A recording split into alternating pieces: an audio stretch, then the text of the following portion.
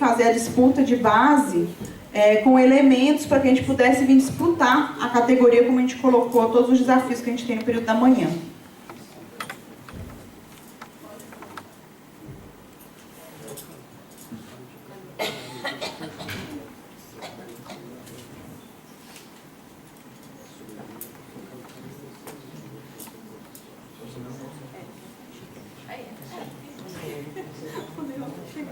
Não, acho que não. Tá.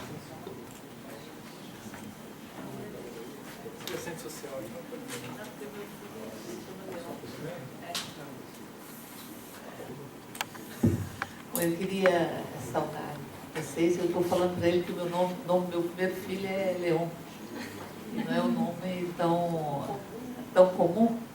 Eu perguntava se os pais deles tiveram alguma formação trotskista, enfim, que é um pouco de onde saem os leões, né?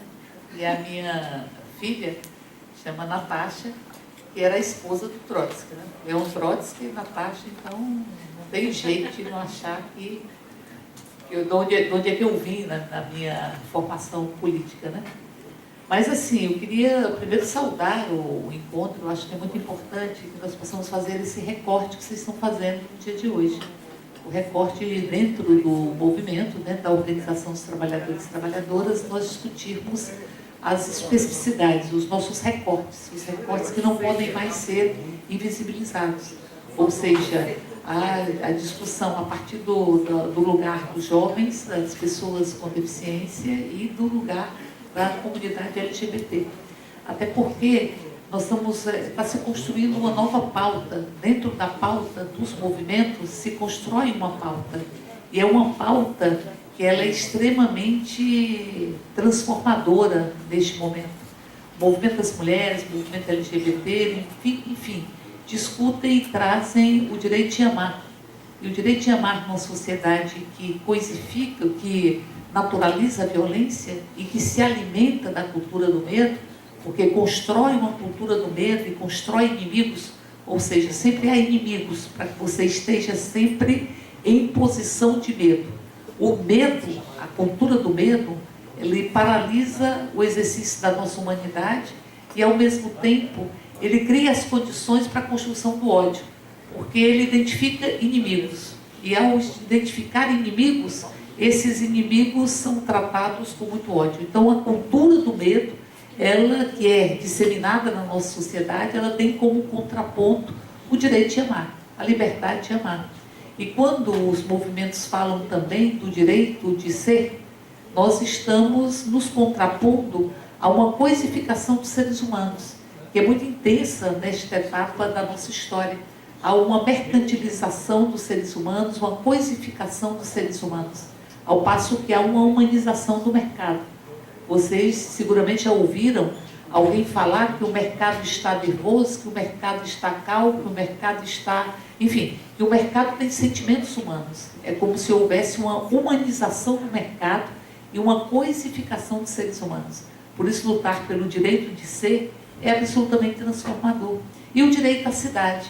O direito à cidade, que é a reivindicação das pessoas com deficiência, porque a cidade não lhes pertence, que é a reivindicação da população LGBT, que não pode ser o que é no conjunto da cidade, são empurrados para os guetos pela discriminação e pela lógica LGBTfóbica que está tão presente na nossa sociedade.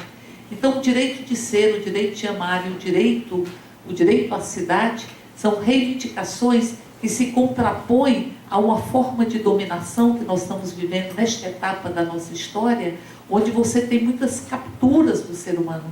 Eu penso que nós temos uma opressão midiática e um dos nossos déficits foi não termos democratizado os meios de comunicação. Nós não fizemos uma revolução dos meios de comunicação para democratizá-los e eles ficaram à mercê do próprio mercado.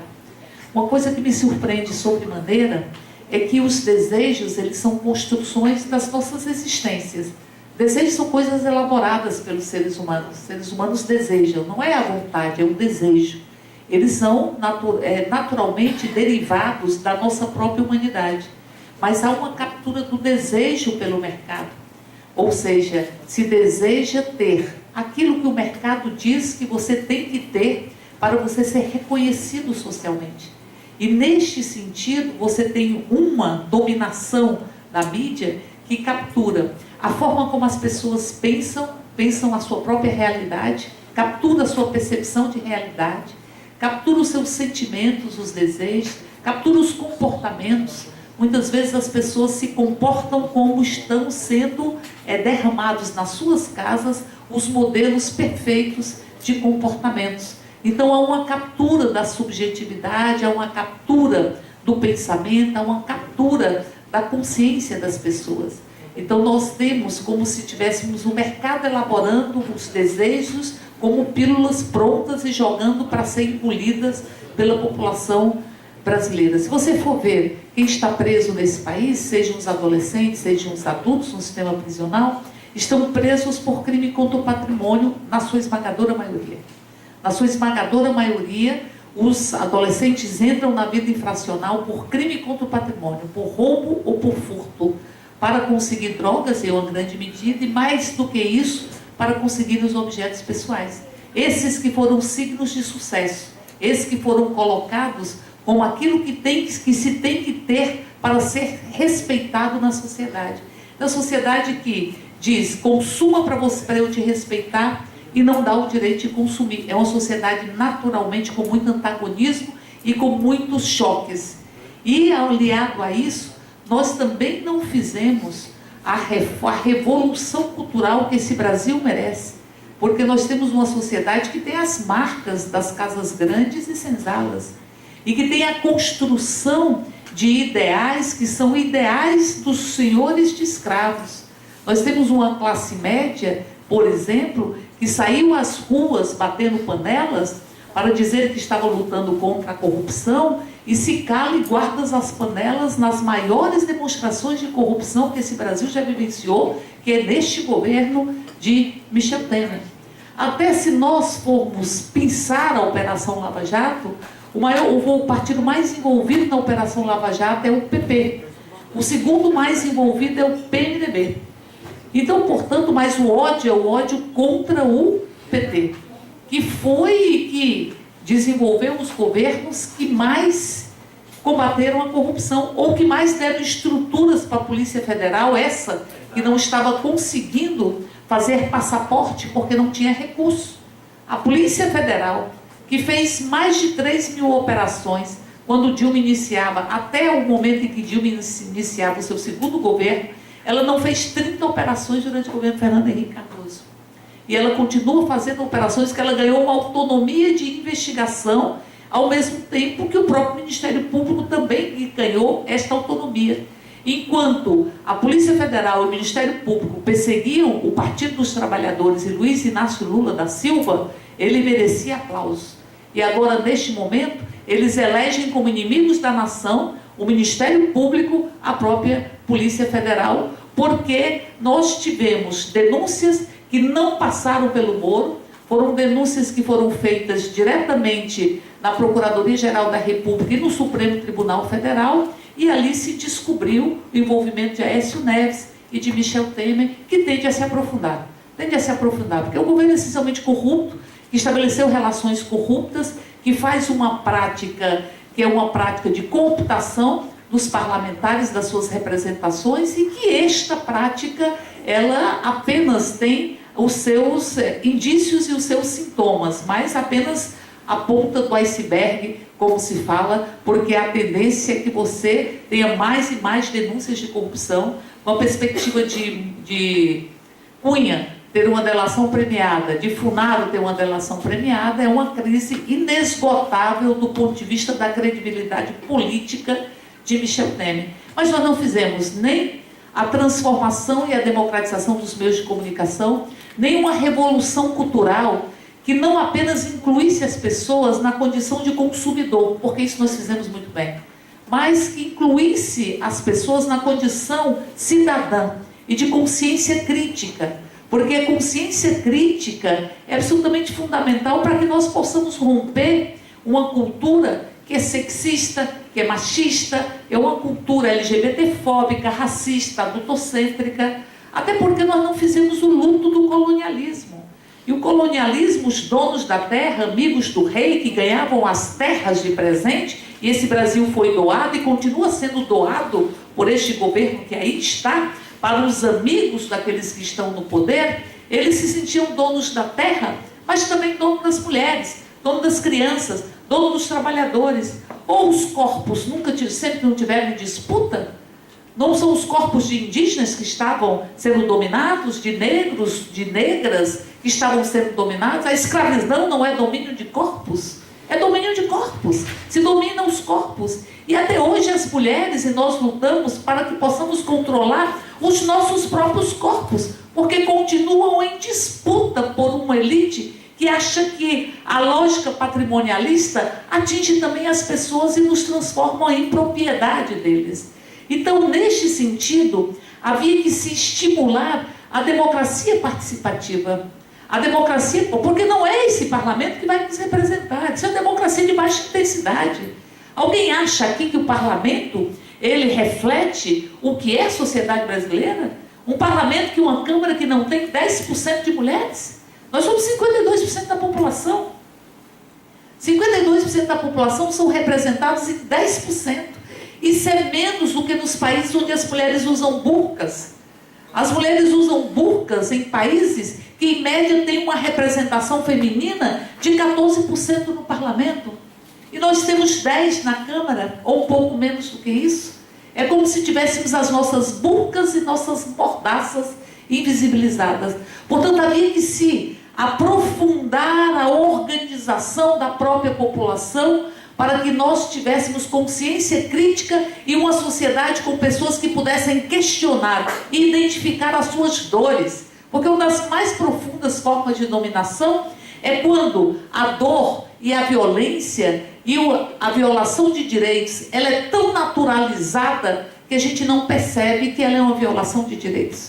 Quando a gente começa a se acostumar com a violação de direitos. Isso aconteceu há muito tempo quando se naturalizou a fome. Era como se houvesse pessoas que nasciam para ter fome e outras pessoas não teriam fome. Se naturalizava a desigualdade. É coisa da vida que tem pessoas que vão morrer antes de completar 1 ano de idade, como nós tínhamos com a mortalidade infantil, que foi vencida por um projeto de eliminação das desigualdades. Então, desnaturalizar a violência, para que ela não seja invisibilizada e reproduzida, porque a gente internaliza e vai passando adiante. Então, portanto, a gente pecou, porque não fez uma revolução cultural e não construiu os instrumentos para que o povo tivesse a sua própria autonomia, para poder se incluir na condição de cidadão e não apenas na condição de consumidores. E digo isso porque foi feita uma pesquisa por uma universidade conceituada no Brasil, e ela apontava que as pessoas reconheciam, durante o governo Lula e Dilma, que tinham melhorado as suas vidas. Mas 40% diziam, 50% diziam que melhorou a sua vida por mérito próprio. 40% por obra de Deus. E 10% em função de sujeitos coletivos. Porque, vejam, está se eliminando os espaços públicos para que se construam sujeitos coletivos. As nossas praças não existem mais. O direito à cidade significa o direito às praças. Nós somos expulsos das ruas. Quando se diz é preciso tirar os meninos da rua, eu digo é preciso que os meninos estejam na rua com segurança para transformar a sociedade. Mas as ruas, elas nos põem medo. E nós não nos sentimos donos das ruas. Eles destroem os espaços coletivos, que são espaços de construção da condição de sujeito coletivo.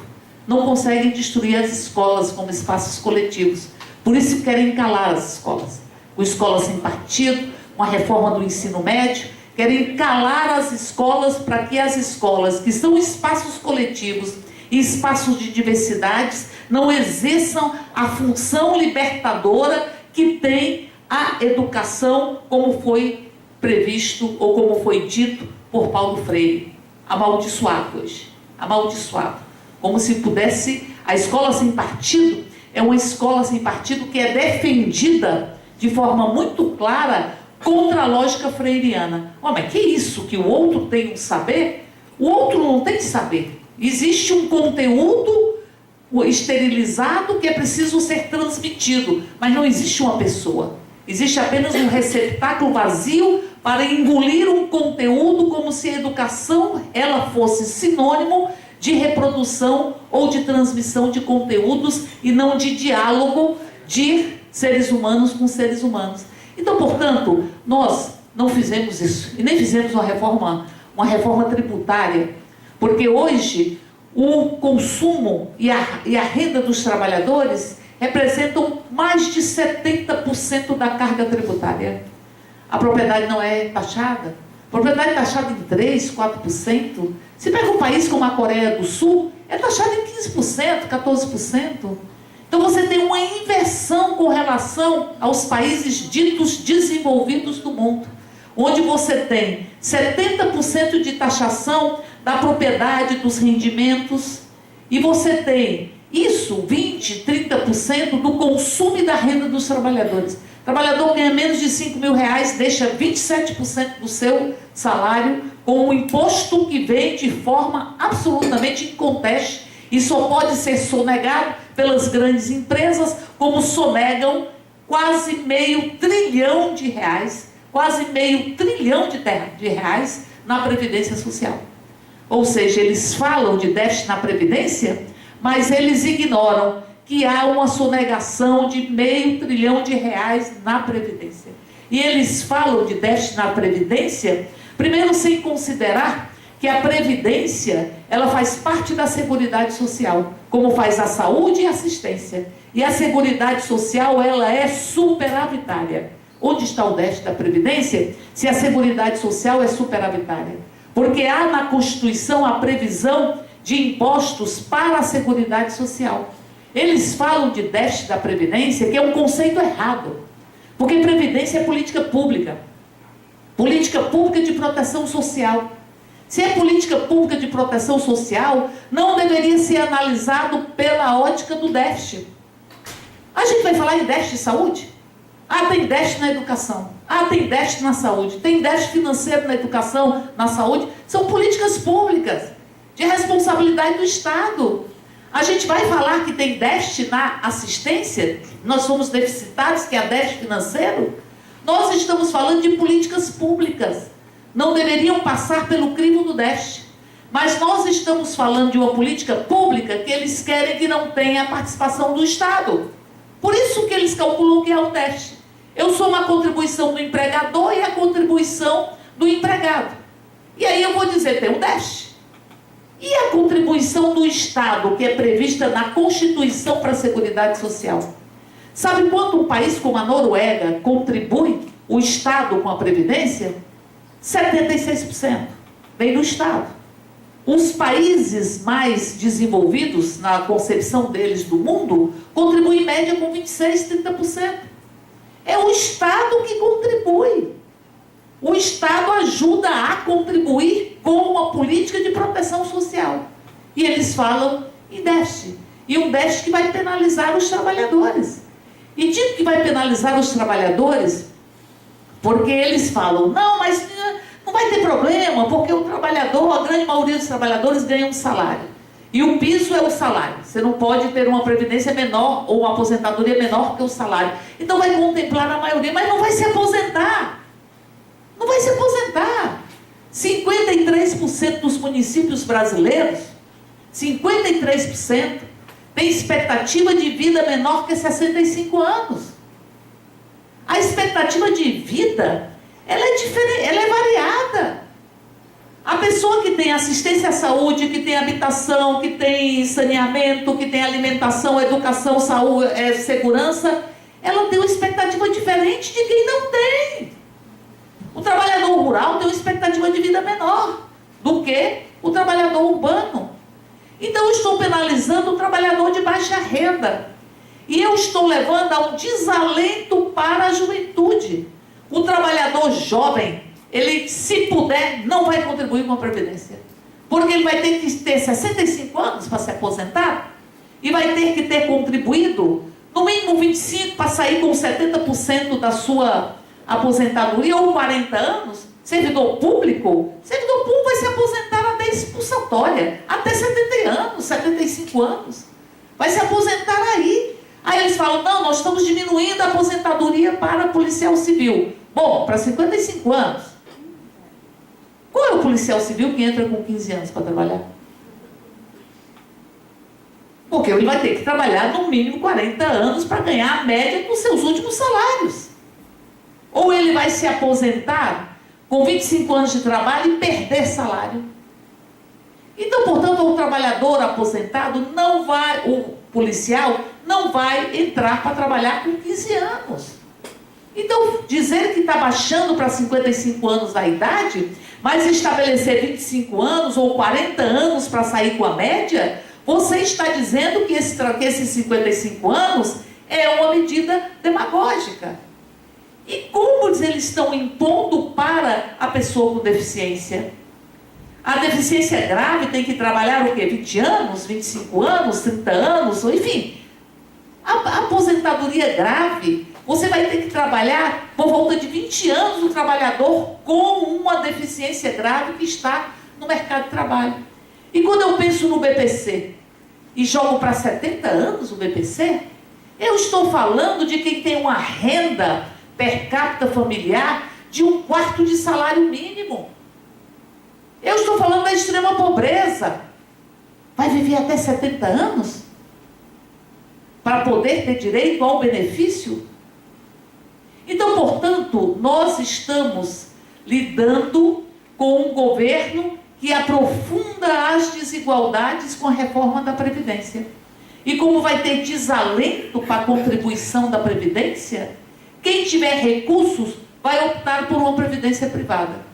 E quem não tiver, vai ficar trabalhando com vínculos que não são sempre, porque aumentou a informalidade neste país, aumentou o número de trabalhadores informais, e vai estar trabalhando para que a pessoa que tem uma renda, uma expectativa de vida maior, ela possa se aposentar. E quando eu falo de expectativa de vida, nós temos que trabalhar também com a expectativa de vida saudável. A expectativa de vida saudável do povo brasileiro, ela não chega a 66 anos. A média é que o trabalhador vai ter 6 meses de vida saudável após a sua aposentadoria. Então eu estou estimulando a privatização de um serviço. Porque, da mesma forma que eu contenho a mãe de toda a crueldade do governo, é a PEC do limite dos gastos. Quando eu estabeleço o limite de gastos, pelos próximos 20 anos, eu estou falando das despesas primárias. Despesas primárias, nela estão as políticas públicas. E 88% das despesas primárias são despesas obrigatórias. São despesas que o governo não pode deixar de fazer. Uma coisa é a despesa discricionária. Eu não vou construir uma creche, eu não vou construir um hospital, eu não vou contratar mais profissionais, enfim. Isso é uma coisa. São despesas discricionárias. Agora existe 88% das despesas primárias são despesas obrigatórias. Por isso eles têm que ter a reforma da Previdência para o Estado sair da Previdência e poder estar cumprindo o limite dos gastos. Aí eles dizem, não, mas a pessoa só pode gastar o que arrecada. E ainda falam, olha, você é dona de casa. Enfim, dona de casa, você não acha que você não tem que gastar só o que você arrecada? Mas não é isso que diz a emenda 95.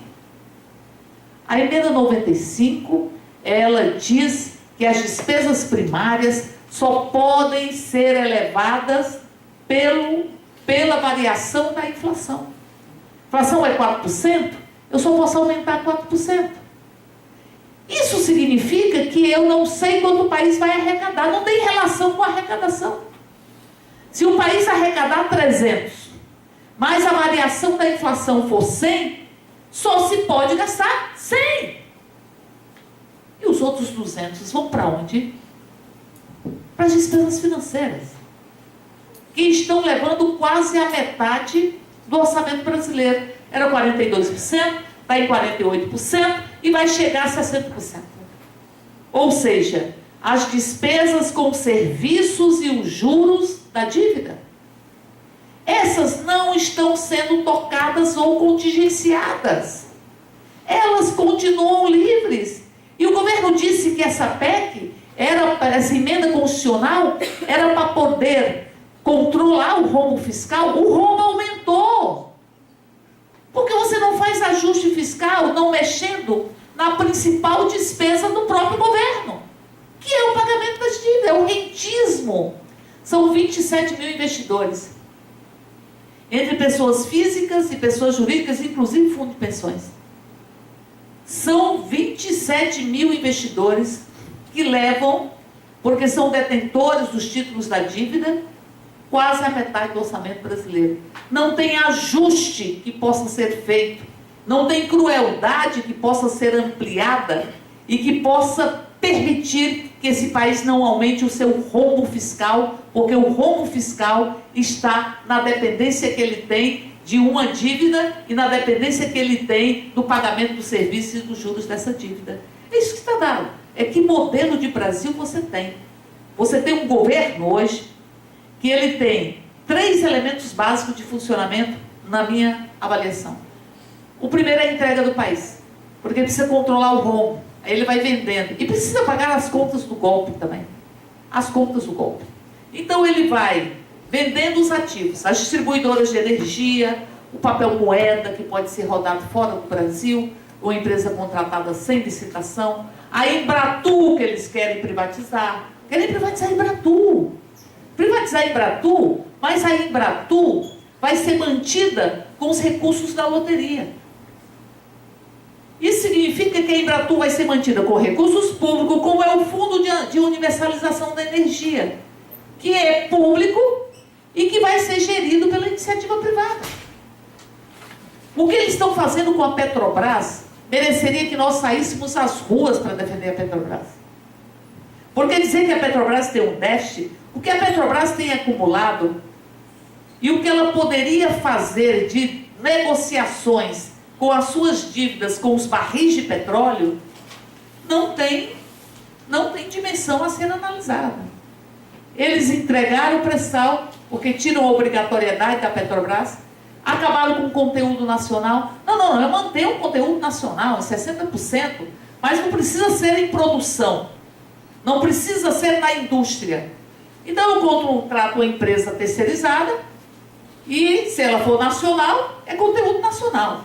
E a política de conteúdo nacional, quando Lula estabeleceu no seu governo que tudo que a Petrobras necessitasse seria comprado de empresas nacionais, a política de conteúdo nacional, você tirou 2 mil empregos, saltou de 2 mil empregos na indústria naval e foi para 70 mil. Mas eu estou falando de produção, de indústria de transformação. E agora eles ampliaram. O percentual pode ser gasto com empresas nacionais, mas sem caracterizar que é indústrias de transformação, de qual é o segmento que é, ou o setor que é da economia. Então, se eu contrato uma empresa terceirizada, e se eu terceirizo, e eu estou, e é uma empresa nacional, teoricamente eu estou cumprindo o conteúdo nacional. Agora, se vendeu o Poço de Lapa por o preço do barril de petróleo equivalente ao preço de uma garrafa de água mineral. E se vendeu o Carcará com o preço do barril de petróleo equivalente ao preço de uma garrafa de refrigerante.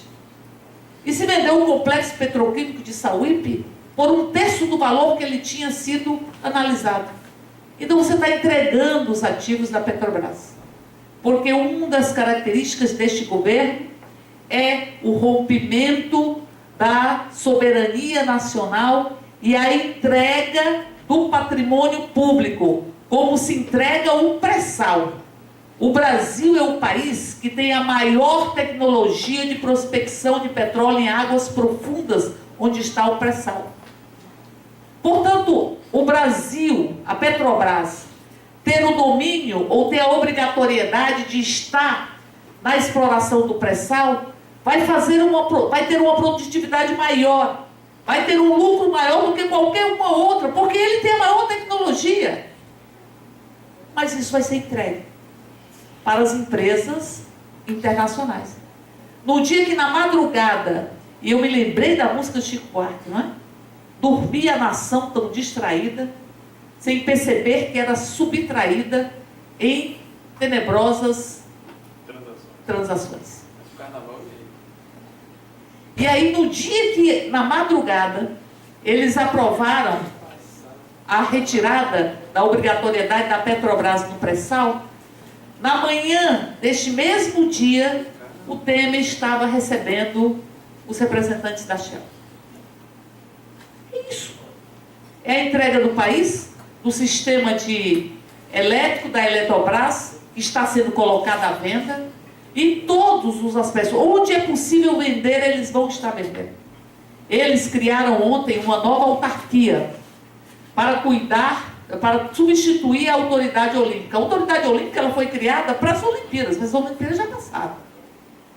Mas então você criou uma nova autarquia, com novos cargos, dizem que diminui os cargos, mas em verdade, como amplia as atribuições, você aumenta os cargos. Colocaram dentro que a Casa Civil poderia ter também gratificações, os servidores da Casa Civil, uma matéria estranha à discussão que estava se fazendo, que dizia respeito à questão da criação da nova autarquia, com o nítido objetivo de ter mais capital para distribuir com os parlamentares. Porque o segundo aspecto deste governo é a sua tentativa de sobrevivência. Ele se dedica prioritariamente para sobreviver. Ele recebeu parlamentares ontem de 8 da manhã até 22 horas, ou antes de ontem. E foi recebendo os parlamentares. Porque ele precisa sobreviver frente a todas essas denúncias de corrupção que eles dizem que são ineptas. Presta atenção.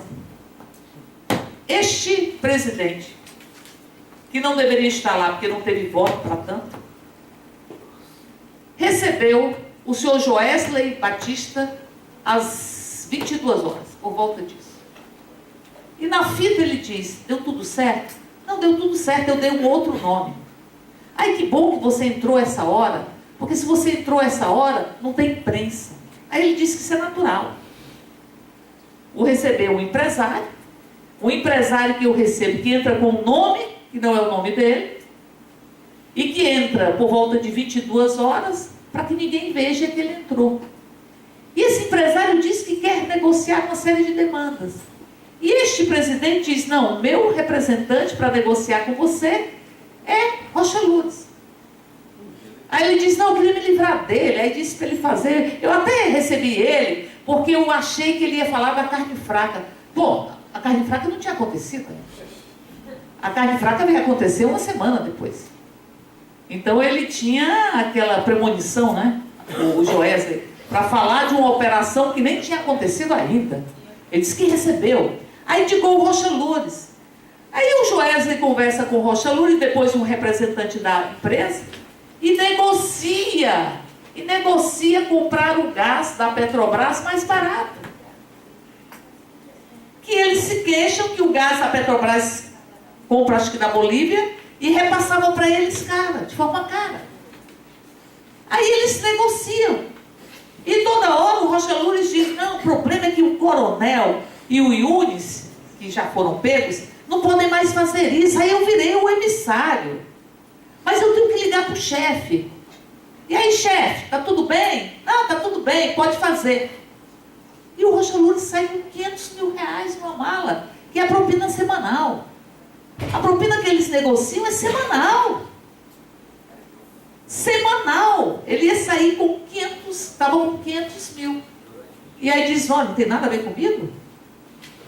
E ele vai e é solto e coloca uma tornozeleira, que Brasília não tem tornozeleira, mas vão lá em Goiás, fura fila e ganham uma tornozeleira, porque você tem em Brasília 600 presos que deveriam estar soltos em sistema de liberdade, semi-liberdade, e estão presos porque não tem tornozeleira, mas o Rocha Lourdes arranja uma tornozeleira para ele, porque é perigoso ele ficar preso. Aliás, o que eles estavam negociando é o silêncio do Cunha. E quantas vezes o Cunha mandou perguntas através do Moro para o Temer? Perguntas sobre fatos, que parece o nome daquele filme. Eu sei o que você fez no verão passado. porque diz quem é, com quem você recebeu, em que dia e tal. E o que o Moro dizia? Não, isso não vou atrapalhar ou apoquentar Vossa Excelência com essas perguntas. E não encaminhava. Então, portanto, digo eu, que a maior estratégia do governo nesse momento é a sua tentativa de se manter no poder. E vai se manter no poder com as custas, ou tenta se manter no poder, às custas do erário público. Porque somos nós que estamos pagando as negociações que estão sendo feitas com os parlamentares.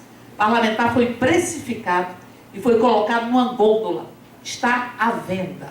Tem que ver qual é o preço dele e oferecer esse preço para que ele possa se salvar do aceite da denúncia elaborada ou da autorização para que ele seja investigado pelo Supremo Tribunal Federal. E enquanto isso, ele vai pagando as contas do golpe. Vai pagando as contas do golpe com a entrega do país e com retirada de direitos. Porque eles estão querendo que os trabalhadores sejam os únicos a pagarem pela ineficiência deles e para manter o lucro do rentismo, que é uma forma de acumulação de capital que não gera nenhum emprego, que a Jota não gera emprego. A Jota, quem vive de juros, quem vive de renda, não gera emprego. Não gera emprego, não incrementa a produção, mas leva metade do orçamento brasileiro. E é nesse sentido que vem também a reforma trabalhista. A reforma trabalhista, ela entrou menos mal do que ela saiu da Câmara. Ela entrou na Câmara e ela absorveu toda a pauta da Confederação Nacional da Indústria, que é a confederação das Fiespes da vida. Ela saiu, a CNI foi ao parlamento, entregou a sua pauta, e esta pauta, como vários segmentos da sociedade fazem, entreguem a sua pauta para os parlamentares, e esta pauta ela foi incorporada na reforma trabalhista no parecer. E aí nós vamos ter não apenas a retirada de direitos, e eu concluo alguns elementos. A terceirização. A terceirização fragmenta a representação sindical. Você vai ter numa empresa, 8 representações, 10 representações, 7 representações, ela fragmenta. E fragmenta, inclusive, os avanços que se teve de inclusão, por exemplo, das pessoas com deficiência nas empresas. Por quê? Porque tem que ter no mínimo 100 trabalhadores. Eu posso ter uma empresa que tenha 8 empresas fazendo o serviço que eu fazia antes. E se eu tinha 800 ou 700, eu divido entre as 8 ou 10, enfim, eu posso ter várias empresas que não tenham 100 trabalhadores e vou compondo o universo de trabalhadores e trabalhadoras da minha empresa sem poder ter o percentual mínimo para segurar as cotas. E pior que isso, eles diziam que a terceirização era para a empresa focar na sua atividade fim. Eles diziam o seguinte, não é uma economia de gastos, é uma estratégia de administração e de gestão, onde eu vou fazer o meu foco na minha atividade fim. O que não for atividade fim, eu vou terceirizando, porque eu quero ter uma eficiência maior, uma eficácia maior, e por isso eu tenho que focar na minha atividade fim. E como é que fica se a atividade fim vai ser terceirizada? Aí fica claro que a terceirização, ela não é uma estratégia de negociação ou de administração. Ela é tão única e somente uma tentativa de precarizar as relações de trabalho. Os terceirizados ganham menos. Quando eles falam do Japão, eu estive no Japão em 94, representando a CUT, trabalhando e estudando a questão dos 5S, enfim. O Japão tem vários tipos de trabalhadores. O Japão, o salário mínimo era $2.000 à época. Sim, mas que trabalhador você está falando? O trabalhador homem e o trabalhador da empresa. Porque o Japão trabalhou com o just in time, o sem estoques, que foi um grande elemento da terceira revolução industrial. Você não trabalha com estoque, mas você não trabalha com estoque porque você tem um rol de empresas terceirizadas. E aí você tinha as bandejas, cada bandeja de uma empresa. Então ali você tinha a bandeja dos parafuso A, do parafuso B, do parafuso C, da porta, disso, daquilo outro. E esse trabalhador, ele tinha um trabalho que eles chamam de 3K, que é sujo, mal remunerado e pesado. Aí um amigo meu perguntou, mas nada disso começa com K. Eu falei, não, porque no Japão começa com K, não é aqui, não é? Ele disse assim, você fala 5S, mas nada disso que você está falando começa com S. Mas é no Japão. Mas eles chamam de trabalhador 3K. Isso são os trabalhadores terceirizados, que ganham menos que os trabalhadores da empresa mãe. Se forem homens, ganham mais, se forem mulheres, ganham menos. E quando nós chegamos lá, tinha acabado de entrar na Constituição a isonomia salarial para homens e mulheres. Que aqui no Brasil existe na lei, mas não existe na prática. Porque as mulheres alçam as condições de chefia, enfim, tem uns tetos de vidro, que tem problemas. Você, quando o teto é de vidro e você não vê, você não combate o que você não vê. E segundo, se você não vê, as mulheres acham que não chegam no posto de chefia porque não tem competência para tal, mas tem um teto de vidro, que é um teto construído pelo sexismo, machismo, pela maternofobia. Quando as mulheres têm filhos, elas são preteridas a uma maternofobia. É como se os meninos pequenos não pudessem, são incompatíveis com qualquer função de chefia. Então, portanto, digo eu, que eles, ao terceirizarem, eles buscam precarizar. E a reforma trabalhista, ela valida a terceirização. Porque o que aconteceu? Tem um mercado. E o mercado precisava ser acalmado. E eles não conseguiam aprovar a reforma da Previdência. E por que não conseguem aprovar a reforma da Previdência? Primeiro que ela exige 308 votos, de 513, que é uma proposta de emenda constitucional. Segundo, porque ela é muito didática. O trabalhador faz como? Ele vai dizer assim, bom, eu tenho que trabalhar até 65 anos, e eu tenho que trabalhar pelo menos 25 anos, para poder, porque ela estabelece limite de idade, mas ela também estabelece, ela aumenta o tempo de trabalho, o tempo de serviço, de 15 para 25 anos. Veja a radiografia de quem se aposenta no Brasil. A grande maioria de quem se aposenta por idade. As mulheres mais ainda. Porque se tem crise, diz Simone de Beauvoir, e ela atinge todo mundo, ela vai atingir mais as mulheres. Mais as mulheres. Então veja, você tem, a maioria se aposenta por idade, não por tempo de serviço, e não tem 25 anos de trabalho. Portanto, essas pessoas que se aposentam no Brasil, não se aposentariam. Porque não tem 25 anos. E as mulheres, como tem a dupla e a tripla jornada, e o que dizem as pesquisas? Quando nasce o filho, a mulher larga o trabalho e o homem adquire outro trabalho, na lógica de provedor. Ele aumenta a carga horária, ele adquire outro trabalho, ele faz bico, porque ele tem o mito e a construção de gênero de que ele é o provedor. Então as mulheres, a maioria das mulheres trabalhadoras não se aposentariam, dos que estão aposentados hoje. A população faz conta. E ao fazer conta, ela reage contra a reforma da Previdência. A reforma trabalhista, ela exige um outro nível de discussão com a população. Primeiro, porque eles se apropriam do nosso discurso. Tem algumas coisas que me irritam profundamente, como, por exemplo, quando os homens se apropriam do 8 de março. Os homens que espancam suas mulheres, ou pode espancar sem deixar marca na pele, mas que são autores de violência, eles entregam a flor. É o dia que a gente mais recebe flor. Todo mundo dá flor pra gente, os botões de rosa.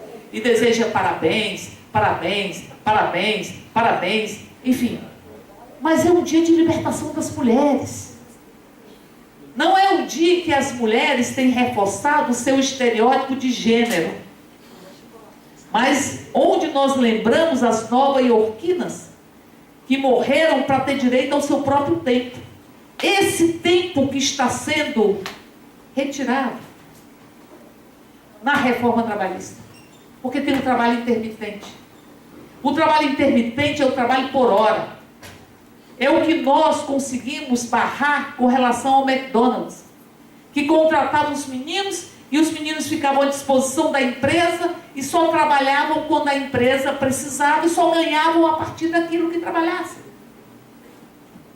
Nós temos em Brasília os vigilantes que estão desde janeiro com database e que não fecham acordo porque eles querem colocar no acordo coletivo o horista. O horista, ele vai ganhar menos que o salário mínimo. Porque ele só vai trabalhar com a corda esticada. Quem trabalha com pico e vale, bancário, eu sou bancária, trabalha com pico e vale. Tem 15 dias que você trabalha com muita intensidade, tem 15 dias que você trabalha com muita calmaria. Vai trabalhar sempre na corda esticada. Porque só vai ser chamado para trabalhar quando tiver muita demanda de trabalho. E o trabalhador pode ser contratado e não ganhar nada. Aliás, ele pode ser contratado e no mês pagar para o empregador. Porque se ele disser que vai trabalhar e porventura não for trabalhar por algum motivo, ele paga uma multa. Ele paga para o empregador metade do que ele iria receber. E eles destroem a justiça do trabalho. Porque se em 2 anos a sua ação não caminhou, ela se extingue. Eles tiram a permanência das cláusulas quando se encerra, chega na database. E se o trabalhador não mostrar, entrando na Justiça do Trabalho, não provar que houve violação de direito trabalhista, ele vai ter que pagar as custas do processo. E pode se transformar em réu. Litigante de má fé. Acabou a Justiça do Trabalho. Acabou a Justiça do Trabalho. Que é uma forma de você buscar resgatar um direito que não lhe foi pago. Então a reforma trabalhista é o pagamento da conta do golpe com a Fiesp, nos patos de Troia. Vocês lembram da Grécia? O cavalo de Troia? Não, troianos, vocês ganharam a guerra. E recebam de presente dos gregos um cavalo cheio de gregos dentro que derrotaram Troia. E que hoje nós temos os patos de Troia. Dessa mesma Fiesp, essa mesma Fiesp, que os seus antecessores em São Paulo diziam, no século XIX, que as mulheres não podiam ter direito à licença maternidade, porque senão iam ter um filho atrás do outro, para poder não trabalhar. E diziam que os trabalhadores não podiam ter direito às férias, porque iriam cair no ócio. E trabalhador no ócio, sem a fiscalização do patrão, iria se tornar um criminoso. Essa mesma fez. Antes da CLT. E se instaura a CLT e eles buscam desconstruir a CLT com a pauta da CNI pagando a conta do golpe. Porque o golpe tem uma gênese. Essa gênese são setores fundamentalistas que foram articulados por Eduardo Cunha na Câmara. Eduardo Cunha articulou os fundamentalistas. Eu chamo da bancada BBB, que é boi, bala e bíblia, mas é o fundamentalismo patrimonialista dos ruralistas que querem colocar as suas cercas nas terras indígenas, colocar as suas cercas nas terras da reforma agrária, colocar as suas cercas, enfiar as suas estacas na nossa brasilidade. E que são de uma brutalidade, porque fizeram uma CPI do INCRE e da FUNAI, que foi uma CPI que criminalizou, buscou criminalizar antropólogos, porque dão os laudos reconhecendo os territórios indígenas e quilombolas, e que criminalizaram religiosos. E ao ver que estavam criminalizando religiosos e que isso poderia ter um efeito negativo, tentaram negociar com o padre Roque ou com o bispo Roque para tirar o nome dele dos indiciados. E o que ele disse? Vai tirar de todo mundo? Não, não vou tirar de todo mundo. Quero propor para tirar do seu nome. Então deixe o meu nome lá. Deixe o meu nome lá. Porque eu quero fazer parte do rol destes injustiçados. Criminalizou ou buscou indiciar vários procuradores da República. E que fizeram um desrespeito com os servidores públicos. Servidores públicos que cumpriram a sua função precípua e que estão sendo penalizados em função disso. Esses fundamentalistas se articularam sobre a batuta de Eduardo Cunha, porque Eduardo Cunha trouxe a sua pauta para a centralidade do Congresso. E nós temos um balé macabro, onde o fundamentalismo patrimonialista, o punitivo ir o religioso, se aliam num balé para pisotear a nossa Constituição. Então, portanto, a gênese do golpe, ela está nos segmentos empresariais, que não têm a preocupação com o desenvolvimento nacional, porque desenvolvimento nacional pressupõe você resolver pelo menos 2 gargalos, penso eu, que Dilma tentou efetivar. A infraestrutura, é preciso ter infraestrutura para elevar a competitividade, e essa infraestrutura não é isso que eles estão propondo, porque eles propuseram e aprovaram a prorrogação antecipada das concessões, a prorrogação antecipada das concessões de estradas, de aeroportos, sem que os concessionários tivessem cumprido o plano de metas. E autorizaram o aumento dos pedágios, por exemplo, para cumprir o plano de meta. E se eles não cumpriram o plano de meta e tinham uma multa, podem utilizar o que eles iam gastar na multa para cumprir o plano de metas, que era a obrigatoriedade, que era a obrigação daqueles que se candidataram como contrapartida ou como condicionante. E numa destas emendas, nós tentamos dizer que onde houvesse uma concessão de ferrovia, essa ferrovia poderia ser usada pelo setor produtivo da região. Eles não deixaram. Ela é monopólio. Se a empresa ganhou a concessão, ela usa a concessão só para ela, impedindo inclusive o desenvolvimento nas ferrovias do conjunto da região, desenvolvimento produtivo. É a mesma coisa de eu ganhar a concessão de uma rodovia e só eu puder usar a rodovia. Ninguém mais puder usar. Nós temos uma emenda e eles derrotaram. O que eu quero dizer com isso? Acabou o investimento em infraestrutura, até porque as políticas públicas estão congeladas. O outro gargalho, que seria a capacitação da mão de obra, que seria o Pronatec, que foi investido no Pronatec, nos institutos federais. Os institutos federais, eles estão sendo destruídos por dentro, porque eles não têm como serem mantidos, porque não tem orçamento. Em Brasília, ontem teve o lançamento da Frente de Defesa dos Institutos Federais, e ali nós vimos exemplos de desenvolvimento tecnológico. Estão fazendo desenvolvimento tecnológico, pesquisas. Nós temos um instituto que está no sertão do Ceará,